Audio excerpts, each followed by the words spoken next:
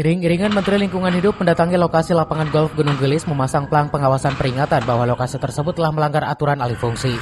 Selain lokasi ini, pemerintah juga memasang plang pengawasan di Bobo Cabin, Gunung Mas, Cisarua, Bogor, Jawa Barat.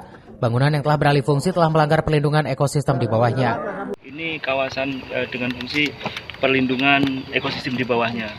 Kemudian di 2022 berubah menjadi kawasan pemukiman. Itu pun masih kita lihat, kita sidik lagi. Ini sedang Pak Menko. Kenapa kok lindung bisa berubah menjadi kawasan pemukiman? Itu juga nanti kita akan.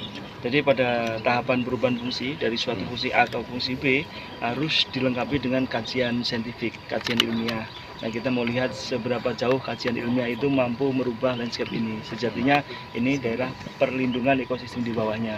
Karena di bawahnya sana itu ekosistem rawa yang saat ini jadi perumahan. Sehingga ini izin Pak, Bekasi ini complicated. Jadi selain di hulu, di tengahnya juga harus kita benahi. Jadi kita aja ya, nanti detailnya akan disampaikan di sini. Kalau yang ini mungkin kita hentikan dulu. Kalau perumahan nggak apa-apa, sambil kita evaluasi detail karena perlu para ahli Pak Menko izin untuk mengevaluasi detail dan mengarahkan apa-apa yang harus kita lakukan bersama.